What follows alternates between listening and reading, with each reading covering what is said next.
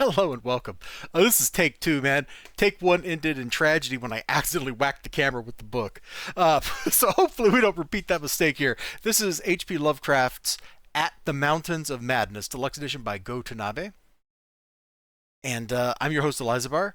And it's a gorgeous edition. I mean, the cover is awesome. The spine is great. I love the style. The metallic gray kind of thing going on. The black is embossed. It's really cool. Is that coming through in the... not really. It's not really coming through in the video. It's very impressive in person. Then you open it up. We did a video where we looked at some of this and we flipped through the book a little bit. You open it up, it looks like this. The pages are like weirdly silvered. It's awesome. Great first page, little title page there. And then here in the forward, we open up to some Poe quotes. And I didn't really get why until this little section right here, talking about how Poe was a big inspiration for all these kind of stories, all this Lovecraft stuff. The narrative of Gordon Arthur Pym of Nantucket, written in 1838, and is Poe's only completed novel. That's a very early novel. The novel form was not really a thing back then. Like you go to Victor Hugo, you go to War and Peace. Like those are all early experiments in what would become the novel. Kind of crazy that people hadn't invented like the novel by that point, isn't it? At the Mountains of Madness. This novella was a culmination of H.P. Lovecraft's cosmic horror, the true masterpiece of his life's work. Initially, Lovecraft brought the manuscript of it to a pulp magazine, Weird Tales, was rejected, and finally published in 1936 in Astounding Stories. Guillermo del Toro, who shaped the water, won the Academy Award for Best Picture and Best Director in 2018, has long dreamed of making a film version, yada yada, but to date the project has not materialized. Let's get these credits up here so you can see that. There you go. And what we're going to do, and I realize I've been talking for like 2 minutes, we haven't even gotten into the prologue. What I'm going to do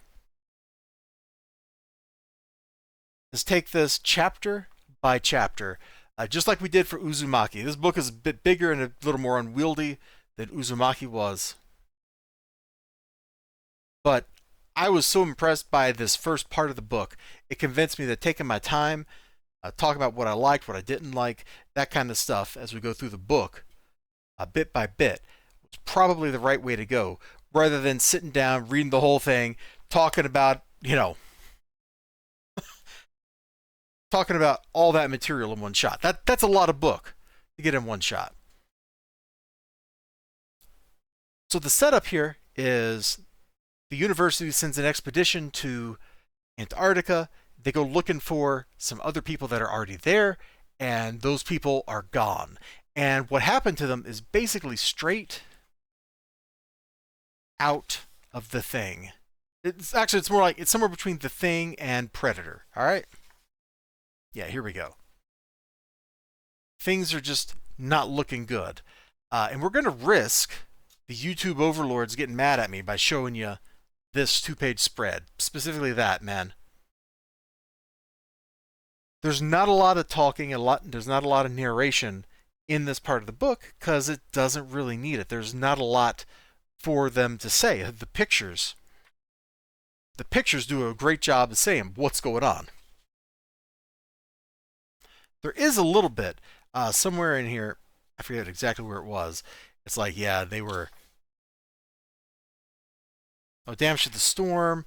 Hold on. I'm showing you too many pages. Let me pull back for a second. Find exactly what I want to read to you. Yeah. The bodies were incised and subtracted in the most curious cold-blooded and inhuman fashion. Man and dog stripped as by a careful butcher, meat and organs cut out and removed. Yada, yada, yada. But in the distance, we encountered something stranger. And this was their discovery. The mountains. This is kind of where I want to end off here with this video is there's a bunch of 2-page spreads of mountain vistas, mountain views right after that. And they're all impressive looking. They're all really cool. They all kind of have a imposing feeling. I don't know that the narrator's like, oh, the mountains are full of dread and evil or whatever. Like, I don't know that I go that far. I find it kind of hard to ascribe malice to mere rocks. But There's some weird features in these mountains.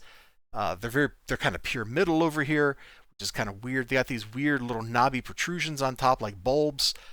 There's some weird stuff going on in these mountains. And that's where they're going to have to go. That's where they're headed. This was a great little set of 2-page spreads here.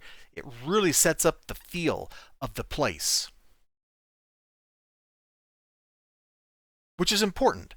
A lot of Lovecraft, a lot of weird fiction, or whatever you want to call the genre, is about the feel. And if you don't get the feel correct, your story is not going to come through.